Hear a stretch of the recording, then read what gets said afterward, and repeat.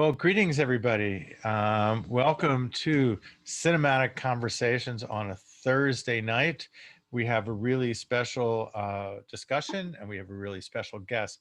But the first thing I have to say is thank you all for doing a very difficult homework assignment. It is not often that I ask anybody to watch 4.5 hours of media and you actually do it. So first of all, hats off to all of you for taking the time and the effort and the energy to do that. It was, I hope you enjoyed it. And it was quite an experience, and we're going to have, a really nice, lively discussion. I should also, just before we start talking about the film, just say briefly, thank God we had a great inauguration yesterday. That's the truth. I mean, isn't it just like we should just take a moment just to say, yes, there's possibilities for happiness, and like a dark cloud has lifted over our democracy and our world, and there's so much to be thankful for that this chapter is over and a new chapter, which is already starting really well and very hopeful. I mean, the stuff the night before and the flags and the lights, and it's just there's a sense of hope that things can be good. And as he keeps telling us, we can be called to our better angels rather than our worst angels. And I think that's a really great thing for us to, remember that it's happening. Before we get to this film, I just want to briefly talk about Frederick Wiseman, because some of you may not be all that familiar with Frederick Wiseman, and you got sort of pushed into watching this 4-hour experience and saying, this doesn't look like other documentaries, which it doesn't. Most documentary filmmakers really cut things together. Some of them will have narration. Frederick Wiseman lets things play long and lets you experience things. Frederick Wiseman's making documentary films for a long time. I believe his first film was Titicate Follies in 1968. And before that, he produced one film before he directed. And he has his own kind of way of working. Um, he comes from this era in the early days of what people call direct cinema. Some people call it cinema verite, which it really isn't. But Alan David Maysles, D.A. Pennebaker were all doing these kind of documentary films in those days. And the whole point of what they were doing was they would have these, what we then thought of as portable cameras. Now they seem like they're ridiculously big and heavy, but they were able to shoot intimate moments in different places and follow characters around and kind of see the world in a different kind of way. Famously, there was the film Primary, about the primary of John F. Kennedy. And so they were able to sort of follow these things. Wiseman is generally not his own cameraman. He's directing and he's setting up an environment. Wiseman doesn't do research going into a place. He finds a place, an institution, or a store, or a boxing a place, many different environments, and he just goes there and he films. And he films and he films and he films. And one of the things that he has this kind of genius in doing is whenever people come to film you on the first day, you're like on your best behavior, like you're, like, oh, the camera's here. The second day, it's like, oh, the camera's here. A week later, it's like, so what are we doing? And you let your mask down. And because he's there for so long, he is able to get to deeper truths into things that are happening. And what he generally does in all of these films that he's created over this long arc of his career, um, get into what's going on in different kinds of institutions, and he gets really incredible material. He also edits all the material himself. He was the last of the documentary filmmakers to stop shooting film. So he was shooting film way beyond when everybody else was, and he was still editing on film, which is a very arcane, slow, and difficult process long after everybody had moved into digital editing. He is kind of an old curmudgeon. He does the things the way he does, and but he's a genius at what he's able to do. And if you take his work as a whole, it really gives you a glimpse of America in so many different kinds of ways. And it's as much sort of cultural anthropology as it is good filmmaking, because there's so much there. So that as a kind of an introduction. So with us tonight, we have Veletta-Lill, and most of anybody who lives in Dallas knows that Veletta was on the city council from 1997 and 2005. And as people would say, thank you for your service. Being on city council is not an easy task, and it takes a lot of guts to go there, and there's a lot of things that happen. But she's also the founding executive director of the Dallas Arts District from 2008 to 2012, and really got that going. And it's a very, when you think about the Dallas artistic scene, what goes on in that arts district is really kind of important. And Veletta has been really important. And if you go to an arts event back in the days when we could actually go to things, you would often see Veletta there, you know, having a great time, talking to a lot of people. I don't know anybody who has worked in government who has been more supportive of the arts in so many ways than Veletta. So I'm really happy to have you here with us tonight. Thanks, Mart. I'm thrilled to be here. And I enjoyed my 4.5 hours. So let me give you my impressions of the films, and then Veletta, I want to get your thoughts. To me, this film is like the perfect film at this moment, in this sense of transforming from the world that was, when for 4 years we were told that government doesn't make any sense, you don't have to know anything, you don't have to do anything, you like put people in charge of government agencies that don't care about that agency at all, and they don't do anything. And that's why the virus has not been taken care of, things are not happening, and things are not doing well. And particularly to me, it's not just these last 4 years. To me, this starts with Ronald Reagan, when he says, the worst words are, the government's here to help you. And that sort of set this Republican perception that government is bad. And this film, specifically this film, shows you that government is good. The process is good, the leadership is good, and down to the people who are sitting there behind a counter, or helping you getting married, or dealing with traffic court, or all the different ways in which the government touches you. There are good people who are serving you, and there's so much goodness in that. And I can't think of anything else that I've ever seen, and I watch a lot of film, that has really sort of brought that to home. So Veletta, what do you think? When I first started watching, I thought it was almost like PTSD. It reminded me of every, public meeting that I had sat through for 8 years, and before that as a public, because I was a neighborhood activist and organizer before I was a council member. So I have sat through thousands of hours of meetings, Yeah. and yet what an exhilarating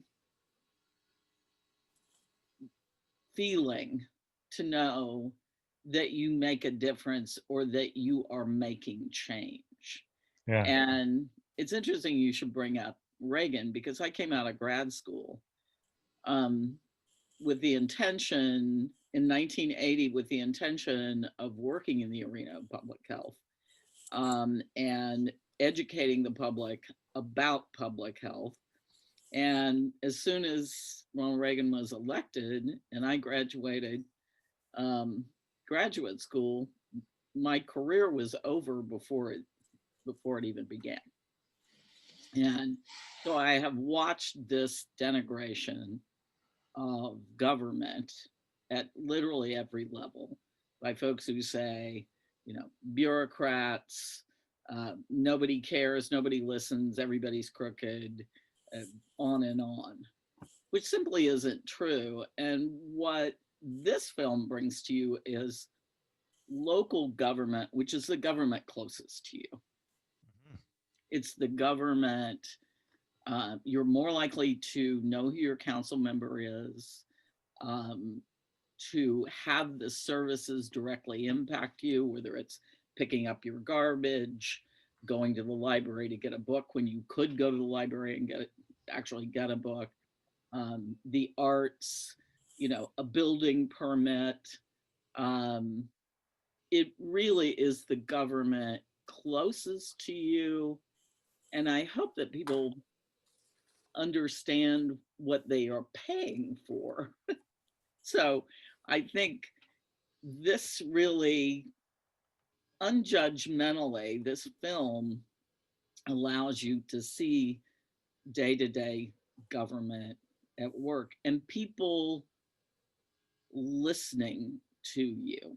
And you see throughout this somebody listening at the senior center, um, at the parade, um, the drug rehab discussion, whatever it is, people listening to you. So um, I think this is a really important piece for people to see and see now. And you're seeing the mayor here, Marty Walsh, is Yes. actually going to become your labor secretary. So he is making that leap from local government to federal government. And I'm really encouraged because he was such a good mayor in this film, listening to people. So let me ask you about that, because he is as close as one can get in a Frederick Wiseman film to be a central figure. Usually there's Yes. a bunch of figures after another. But and he is so sympathetic. He has the ability to genuinely listen without looking like he's a politician just listening and not really paying attention. It's really he's really honest and human, and he talks about himself and his own life, and he shares, and it makes me sort of like, yes, it's really great that we'll have somebody on a national level, Secretary of Labor, but what is lost when you have somebody that's really good running a city government who gives it up? Like, who is going to take their place, and will the person who's taking her place be able to do as good of a job? I think we worry about that. And when you look at cities like, you look at Chicago, Mm, and I came from Illinois and I watched the various iteration, the two dailies, mhm, and they were really masters of embedding themselves into that government and making the government work in many ways. But in most cases, governments have term limits, mm, and so someone's going to be gone in many cases anyway. mm. Um, and the thing I think about Marty Walsh is he's going to take that empathy and that knowledge and that experience to a broader audience. And you hope that the government that was underneath him continues to roll on Mm.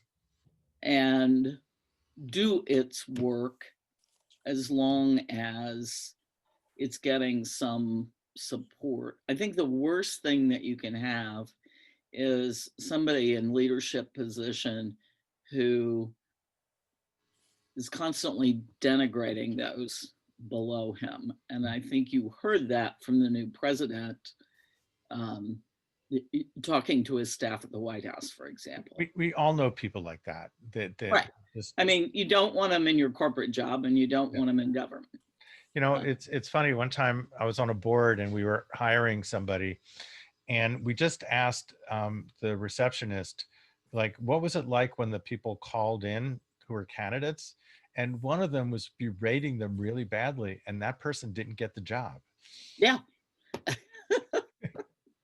So I think the bottom line is, when you are looking at a politician, and we've had this talk recently, a lot, empathy plays a big role Yeah. in governing And in life. and in life. Somebody needs, you need to be heard. Yeah. And I think Wiseman allows, with this film, allows people to be heard on a broader scale, and people to see people being heard. Does that make sense? Yes, absolutely. So, Veletta, you talked about Chicago, and being that this film is about city government in this way, I'd just like to recommend, if any of you have more time to spend, a really wonderful city series called City So Real. And City So Real is a series about the Chicago mayor election from like the last go round. And they followed, I think, 6 different candidates go through the whole process of being elected. And it's really good. And this is made by Steve James. And Steve James is somebody you may not know by name, but he's one of the people that made Hoop Dreams, and he's made a lot of other really good films since that. And so as this film shows you what city politics are through the realm of what people are doing, these are the people who are trying to get there and what it takes to get elected. And it really is a good, really good detailed look at that. And it's a highly entertaining film. I'm not sure exactly where it's playing, but I know that it's available on some streaming service. So it's something that I would highly recommend. Um, so yeah, I mean, I think there's something really kind of special in this. Wow, before we're talking about the difference between, say, Boston, Chicago, and here in Dallas. You are on city council.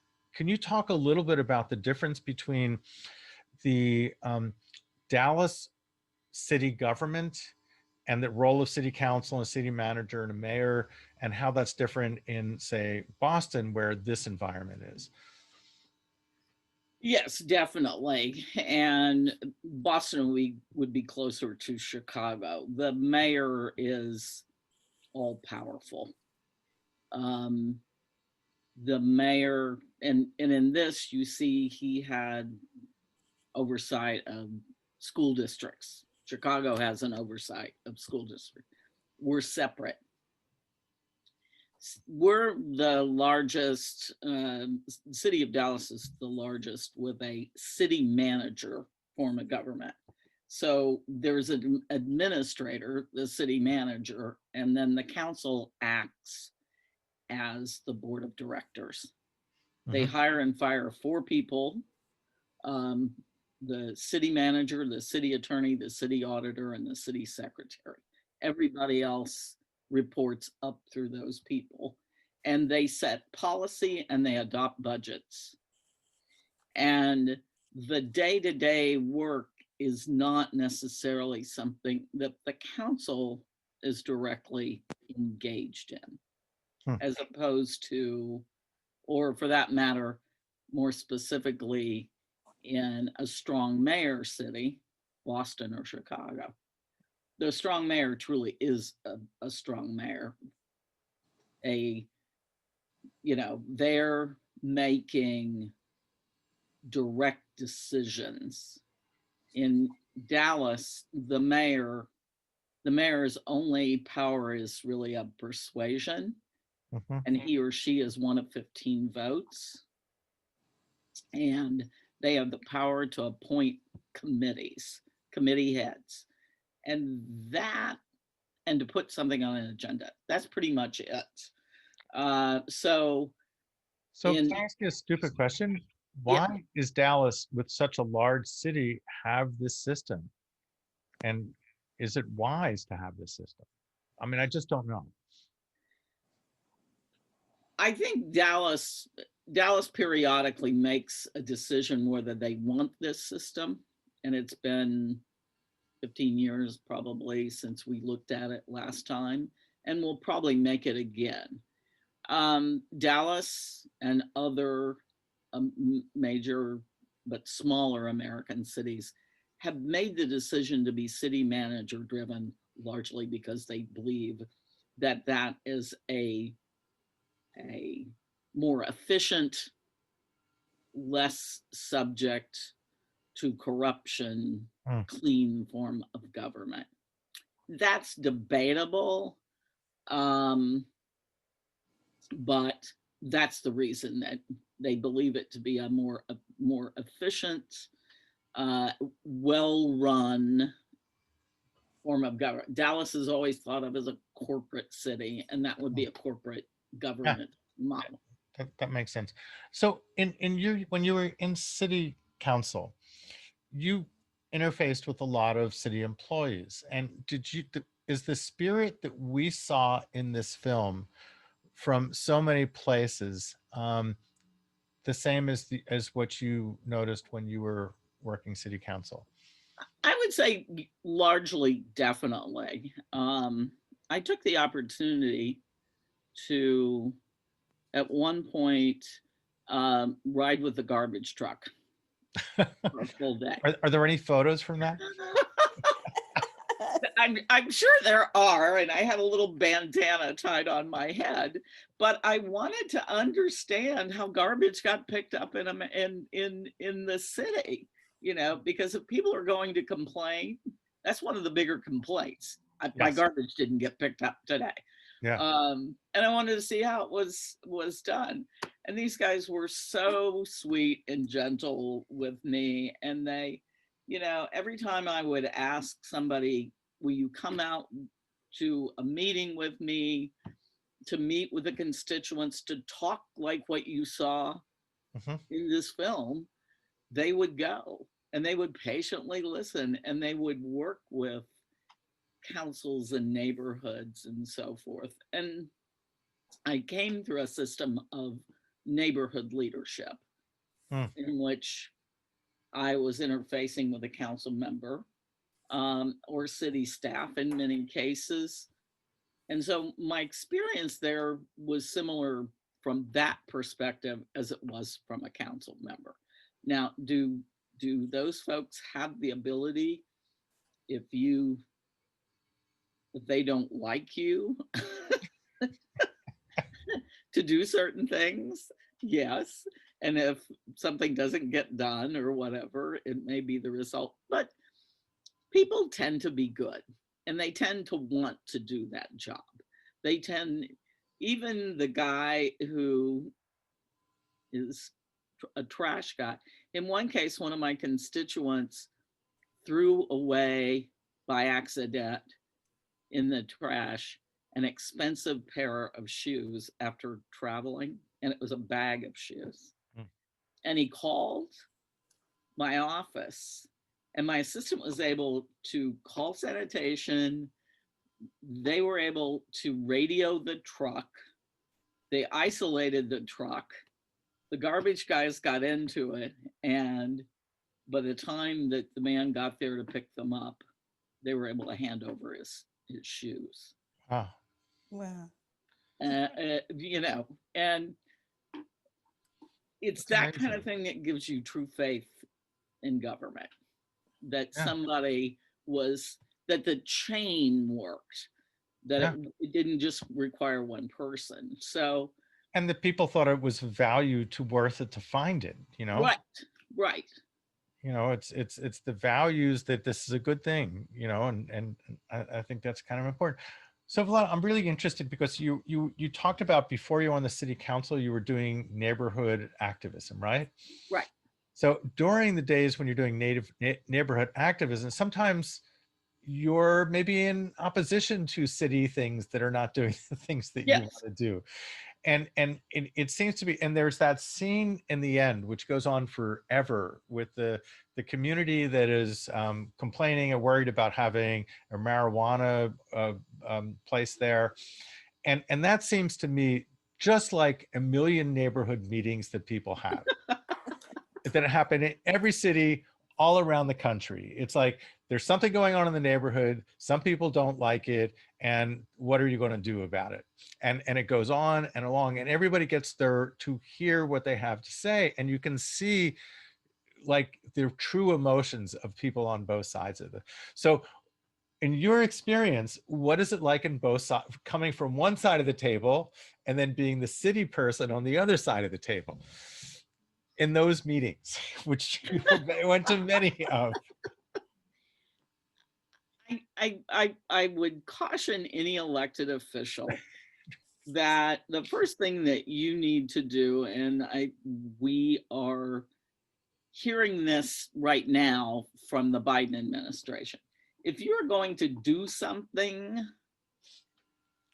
you need to communicate to the constituency that you're doing it and why you're doing it, even if it is if it's in the opposition to what they want you to. Hmm. You need to, if you explain things, it makes for a better process. Um, I, I find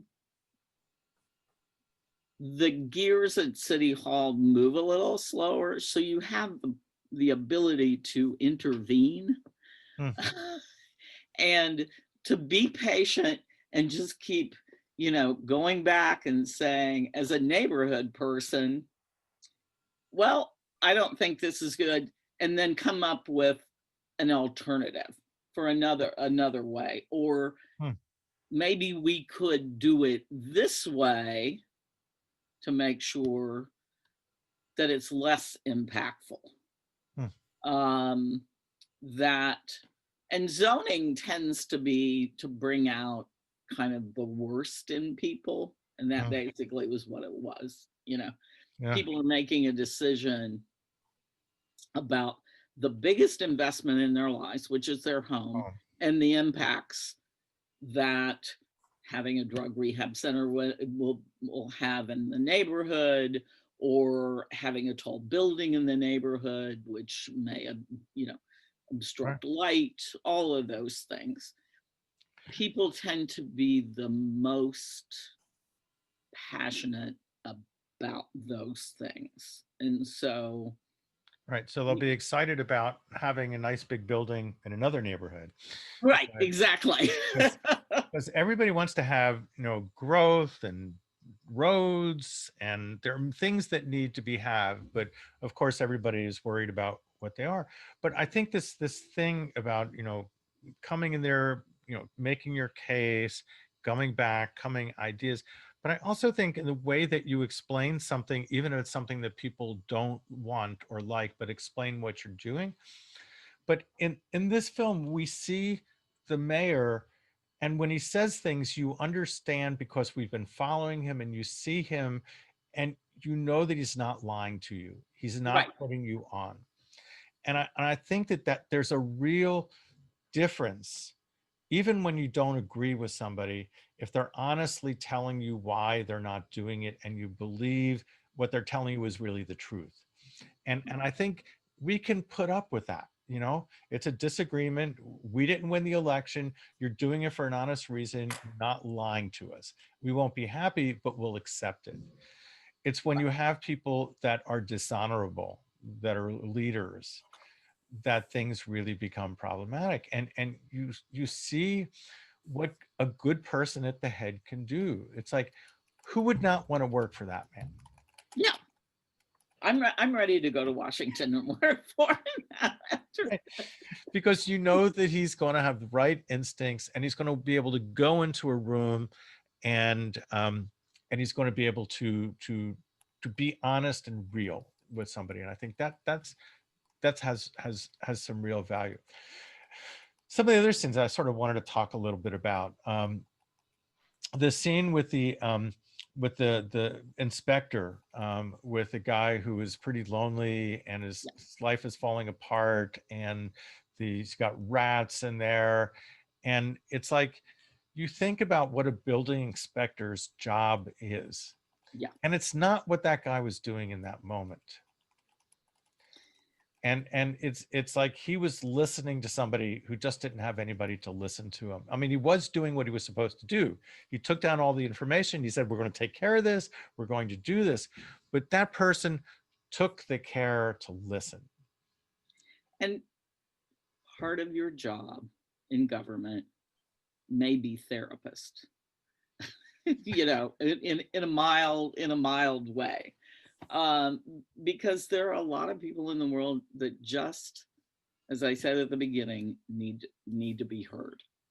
Yeah. And that's why you have an open mic at City Hall, so somebody can just come and spend their 3 minutes talking about whatever it is Mm. they want to say. And it allows them to get that off to their chest and potentially get their problem solved, maybe not. Um, but it allows them, government is supposed to listen. And even when it's that one-on-one, um, you know, that's what police officers spend a lot of time doing when Yeah. they go out. People call, there are certainly people who are in distress, but there are people who may call and say, I saw somebody suspicious, and the cop comes, and they have to spend a lot of time. So that's a balance for that worker of how much time do I really have? And it's really interesting that this film really doesn't go into policing. It goes into so No, many different areas of city business. I mean, I love the scene with the parking ticket. I mean, it's just I so charming. So now everybody who's seen this film is going to think you can go in there and get off of your parking ticket. See, in Boston, I could have gotten this one excused, but I not could here in have Dallas. gotten this excused. It doesn't go into those sort of, it doesn't go into policing, and there's a little bit of the fire, but Yeah, it's largely, it was a low grade problem yeah. when they were out there. So it doesn't go into what we've been seeing recently as very negative things. So, Veletta, you can, while we're here and we're talking about policing is an issue in Dallas, and as it is every place in the country. When you were on the council, what kind of discussions did you have about how to have effective community policing that had a good sense of balance, of listening to people? And because, you know, if council has a lot of responsibility, there had to be some discussions about what is right and appropriate. Well, I'll give you an uncomfortable example and then a positive one. I was on the council when the fake drug scandal happened, which Yeah. some of you may remember was people planting, um, police officers planting drugs or something that appeared like a drug, usually on undocumented Mm. individuals, and then putting them in jail. That's a whole policy thing that takes years of pulling apart the training, the interaction, all those things to resolve. I was on the council when we first started doing.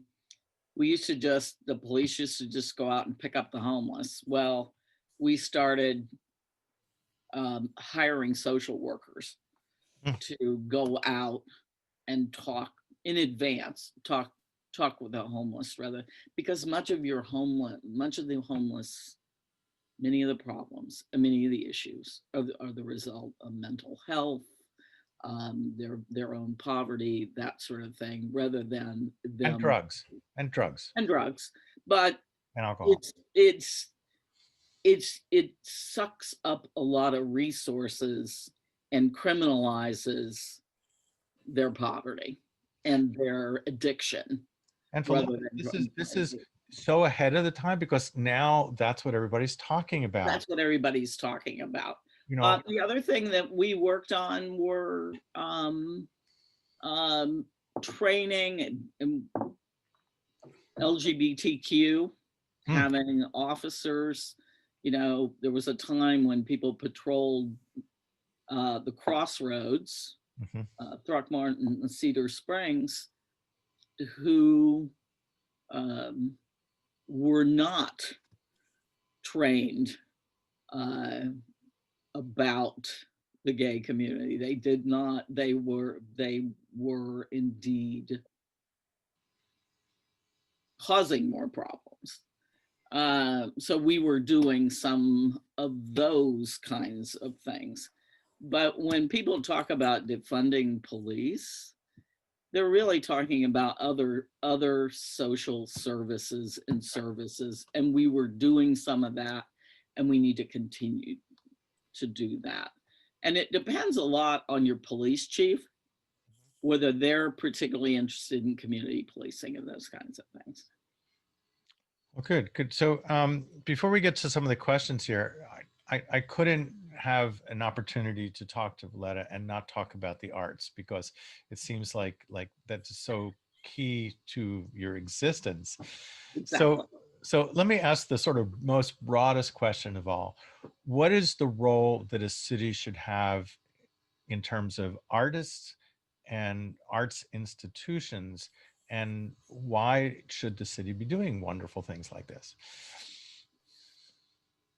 Dallas,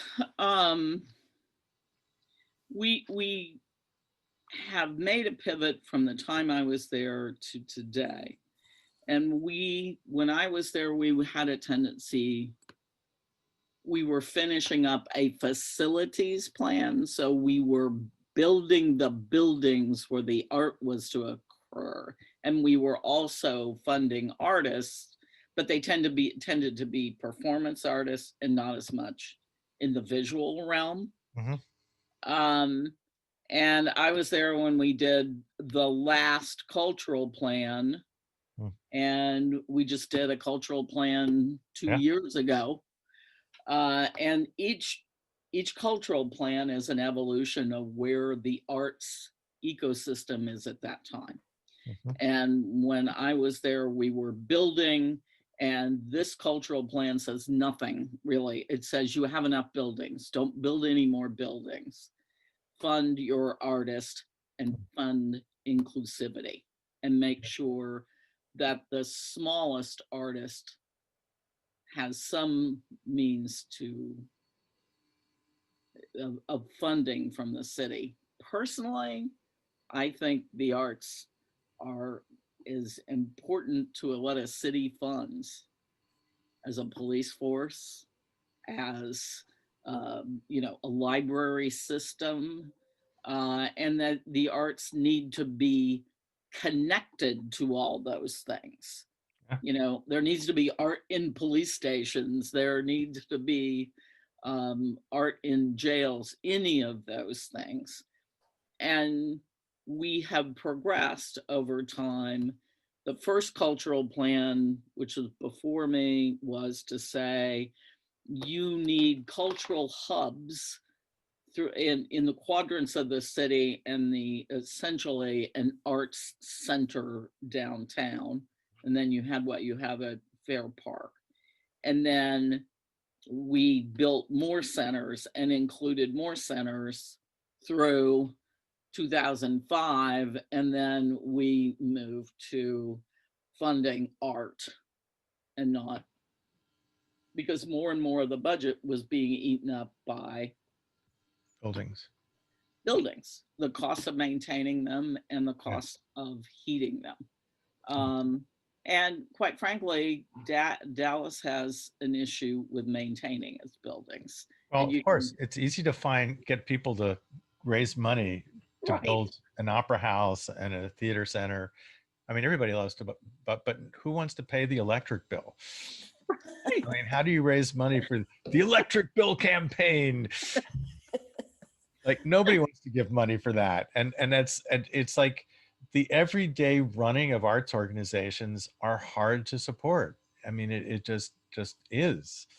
and And that is that is a discussion with universities and with academics and with artists, the means to provide the funding, whatever kind of art that is.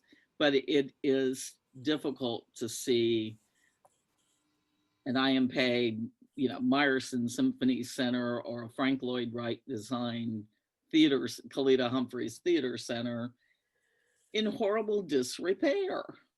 I heard that there's a plan to build this architects that are working on it and trying to restore. I mean, for 10 There years is. we had our festival in the Kalita, and it was just I Yes. just love being in that space. I miss it dearly. It's such a perfect intimate theater, and that rake and Yeah. everything are great. And there is a plan, and there is more of it. And that has been part of the evolution of the Office of Arts and Culture now, is to figure out ways to partner to repair the buildings and to partner to fund the artists. And I just have to say, because I'm part of the arts community here, that the arts community in Dallas right now really needs to be commended, that so many of them have took this very difficult environment and have like Absolutely. pivoted in a very difficult way and found ways to just do so many different kinds of things. And other places they just closed down for a year Right. and said we're not going to do this season. And so many dance companies, theater companies, the opera, have you seen what the opera's doing? It's insane.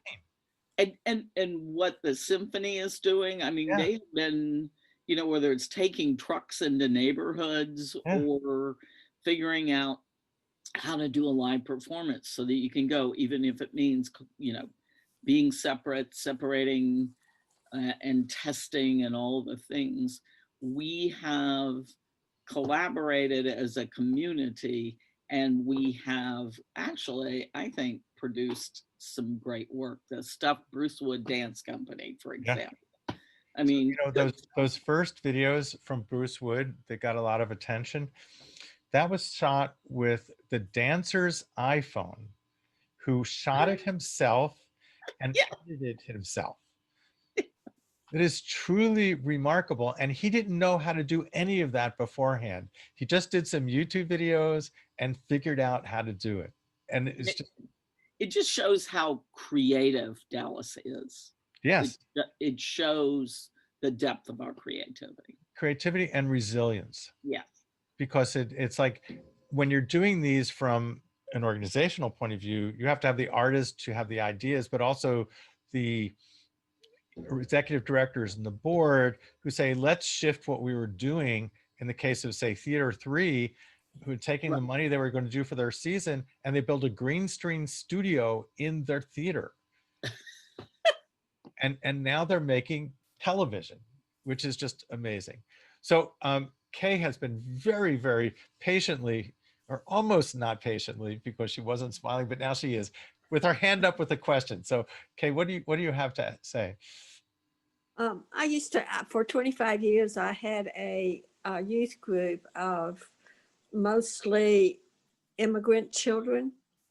And they, I would take them into Dallas for free art events. And because I wasn't funded at all, so I was doing this on my own money, so I couldn't afford a whole lot of things. But one of the things that was really wonderful for them, for instance, at the Ice House in Yeah. Reston, Yeah. I used to take them there, and sometimes they would have the Art Van Gogh van come in Yeah. and do an art program. They absolutely loved it. And I'm wondering what happened to it. I never see it anymore. It still exists because I've seen it in the parking lot. I have too. I've seen it in the parking lot. I've So I seen it in know the that it's parking still lot. there. But I haven't seen it out. That's an interesting question that we should find out. I've seen nothing else. I have another question too. I'm on the Citizens Advisory Committee at DART. I've been there for about 30 years now. But one of the problems we have in the suburbs is getting into cultural events in Dallas on the weekends. And I've been tempted to go to Dallas City Hall and say, why can't, because they feel like the suburbs have everything and we don't. We don't have the transportation that we need. We have beautiful transit centers, but we don't have the transportation to really get us places in a reasonable amount of time, if at all, on the weekends. So my question is, how do we get the city of Dallas to realize that they're losing retail money and arts money because we can't get in to Dallas on the weekends without having to pay exorbitant parking fees? And a lot of times, especially like me with a youth group, you know, I would like to be able to get them all on a train to go into Dallas. The commuter service doesn't work at all. I mean, the commuter train, it doesn't work at all on Sundays and only 4 times on Saturdays. But we get blocked by the city of Dallas a lot of times when we request additional transportation monies for the suburbs. All right, so Veletta, you get to play the mayor of Boston and come up with a way to answer this very difficult question. The first place I would go is to talk to DART, you know, to determine why you can't get in there, and to try to go to a DART representative, go to a DART meeting. We do that. I'm at DART every single month, and I've spoken at meetings myriad times, and the other committee members from the suburbs have complained about the same thing. But the DART board, because Dallas is so large compared to our individual cities in the suburbs, right? So the Dallas board members just kind of ignore us because they think that we have everything because we have these beautiful brand new centers. And Dallas, a lot of the Dallas centers are older, so they get a little jealous of those beautiful centers that we have, but we don't have the transportation we need. And where are you coming from? I'm from Irving, but this is happening almost all of the suburbs. Addison would be an exception because they're kind of in the middle of Dallas. Okay. So, you know, what I'm not involved in any of this. I have no, but it would seem to me that if you go and bring a group of people, so it's not just 1 or 2 people, but if you have somebody from Irving and somebody from Richardson and somebody from and you have 20 people at a DART meeting, right? And you say something, I think they'll respond a little differently than having just, you know, 1 or 2 or 3 people. And maybe you've brought 20 people. I don't know. We did do that at one time. I started a bus riders group, and that's how they will go into completely do away with midday service. And we have a lot of people that are trying to get to the airport to work who do shift work for 24 hours. So I was able to get a large group together and do that, but it's harder when you're just trying to do a small segment here and there. I mean, it just seems like that the problem is there's not enough. I mean, generally, there's not money for everything. And so let me tell you a little thing that I learned when I was on my first board of directors, and I was being a real jerk and said, we should do this, and we should do this, and we should do this. And somebody who's now a good friend of mine at the first break sat me down and said, so what of all the things that we're doing do you not want to do so we can do some of these things you want to do? And there is a finite amount of money. So whenever you do something, the money has to come from something. And money doesn't appear out of no place. I mean, there is a little bit of discretionary money in a few places, but not very much of that. So it's always hard when you're asking for something to find a way to put it in context so that if something else has to move around, you're at least aware of those kind of questions. Right. One of my questions is, I've heard people have told me, because I've thought about going to the Dallas City Council and talking to them about it and saying, you know, you're losing money because people can't get here on the weekends from the suburbs. And we would like to have your support to help us build a better transportation in and out at all times to the city for these especially the special events. And they do that for the state fair because Dallas gets a lot of money from that state fair. So they've permitted it for the state fair, but I don't know if they would permit it for us to go to the opera. I used to have season tickets to the opera and I just gave up on it because the parking cost more than the season tickets did. Well, Yeah. where are you parking? Well, there's a space across from the aquarium, and that's usually where I park. Or the, yeah, I think, no, it's from the art, the Dallas Art Museum. Right. Yeah, If you don't go to the Lexus parking, you can right, find, exactly. you can find some, you have to walk 2 extra blocks, but you can find less expensive parking if you're a little bit, and to your point about going to the city hall, I don't know that city hall can, a council meeting can do much because DART has its own universe. But they appoint the DART Right. board. But on And the this other is hand, the control DART. It's not DART. Everybody has that feeling that it's Yeah. DART. No, it's the city mayors that control DART. Well, they pay in and they appoint those members. That's But right. people think that Dallas has the majority DART board members, and they do not. The majority is technically from the suburbs, and the Well, it is if you count the cities as a whole, right. but each city represents itself and they don't work as a whole. They should, but they don't.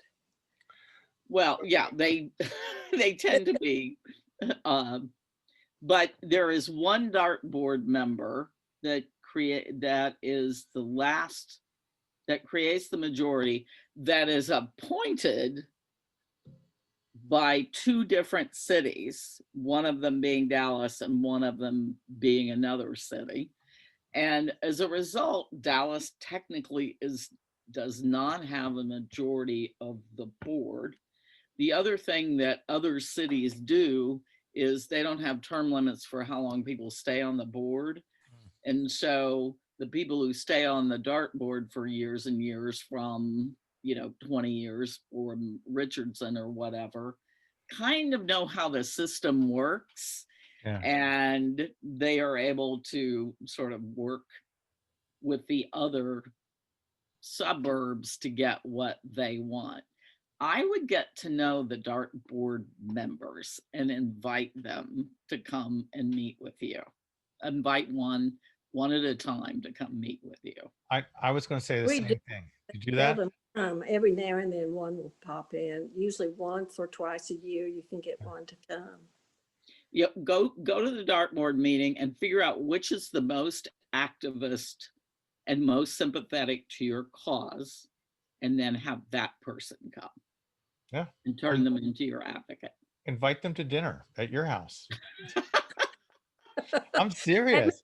I have a really clean house and I'm doing other things all the time. Well, take them out to a restaurant when you can finally do that again. When you can finally do that.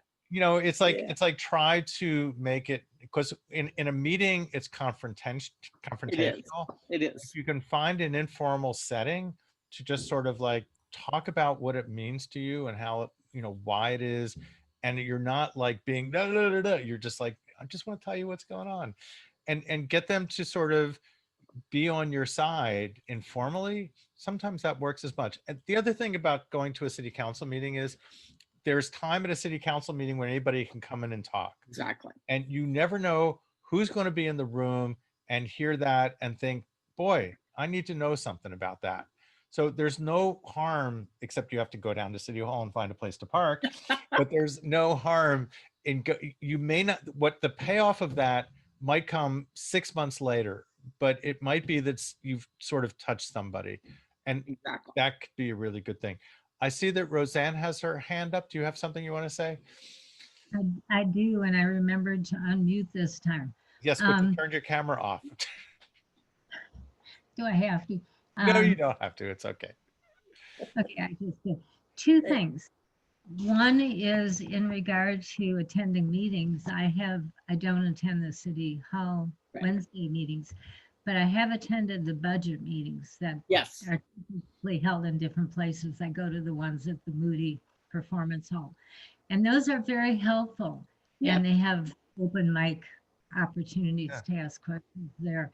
And especially if it's the kind of meeting with representatives from all over the city. And so DART could be one of the things that comes up there because Dallas is only one of the entities there. Going back to the film though, something I noticed that I became aware of in two parts of the film, and Bart, I watched the entire thing. Thank you. I don't thank you, it was addictive. It was. One of the things that impressed me was the discussion. It first came up, I think, in the jobs discussion, Uh-huh. was the discussion about best practices, that concept Hmm. that would apply to DART among requiring collaboration among all of the different municipalities. But in terms of everything, everything, the city of Dallas does, any city, any corporate workplace, is just a really great concept, which is in order to make progress with what you want to do, there are certain um, cooperations and collaborations you must make. And, I know that like the Small Business Administration does this. Hmm. If you're applying for funding, Yeah. there's certain obligations you have. So it's already in place, I think. But I love that title, Best Practices, because once people get used to it, they know what the city means. They know what the governor means. I don't know. I didn't get the name of the fellow who was leading the jobs meeting. It wasn't the mayor. And he was very impressive. He was in one of the meetings later Yeah. on also. I remember that meeting. Yeah. I mean, that is a sort of concept you hear about. I mean, Veletta, did you hear people talking best practices in city council? Quite a bit. And there are professional organizations, the League of Cities, Texas Municipal League, where you have the ability to go to these conferences as well to exchange ideas and learn from other cities. In addition to, there are magazines and publications who do this kind of publish this kind of article and so forth about certain kinds of practices that have had success. So there's lots and lots of discussion of best practices. I think right now, the thing that is of concern is when we're in an economic situation like we are now and the revenue stream is lost and cuts will be made, there isn't it's a turtle syndrome where governments have a tendency to turn inward and not try to do new things during that time. Right. That's true. Yeah. Sorry about that. My cat just knocked on my keyboard. So Roseanne, we're actually 1 minute over time. So can you make one short comment? And I want an ending remark from Veletta. Yes. I didn't realize it was so late already. One of the things regarding arts is, and Veletta is involved with and familiar with this, the DACAC, I don't even know how to. DACAC. Thank you. It sounds like you're hacking something, I know. But it's something that the public, it's open to the public, and those meetings, even the streamed ones, are open to the public and people don't know about it. And that's a really good way to participate in anything regarding the arts funding, arts administration. So you may want to say something about that. And this is a coalition, I think, the Dallas Area Cultural Advocacy Coalition. Right. I knew I could get that all of that out. And the good news is it is an opportunity there's power in the grouping, and there's knowledge in the grouping, and they have discussions of what's going on at City Hall, when do they need to advocate, should they be concerned about state funding. There are all kinds of things that the institutions learn from one another there, and then is an organizing tool then to approach City Hall. And citizens can learn from it because they then know what budget meetings they need to show up at, what council member they need to call, those kinds of things. So Veletta, what are you doing now? And what do you want to be doing? Well, I have several things, but one, I was a co-founder of Aurora.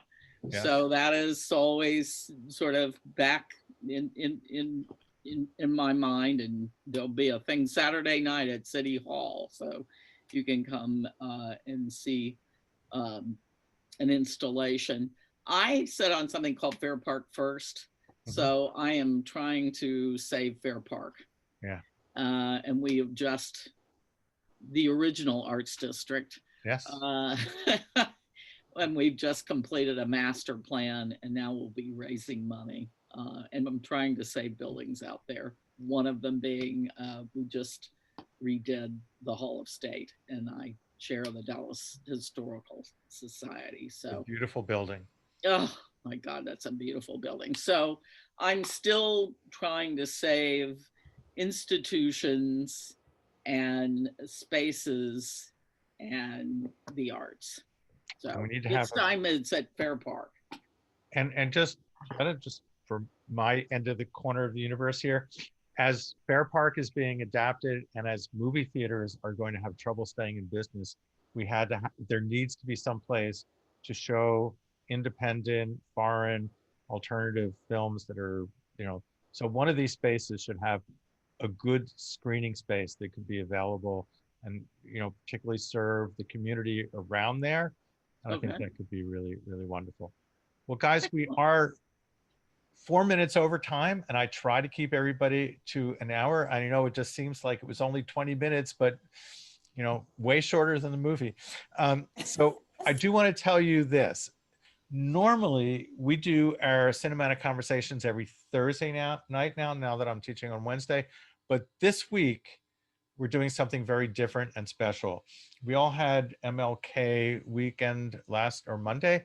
So we're showing this incredibly great film called MLK/FBI, which is all about the history of how the FBI, why they started, what they did, what it all meant. It's a really engaging and wonderful film.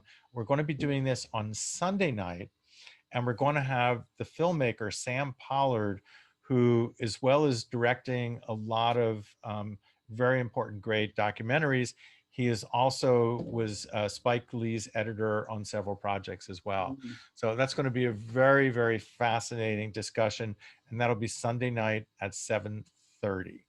And the film called MLK/FBI, unfortunately, it's not free on Amazon, but you can watch it on Amazon.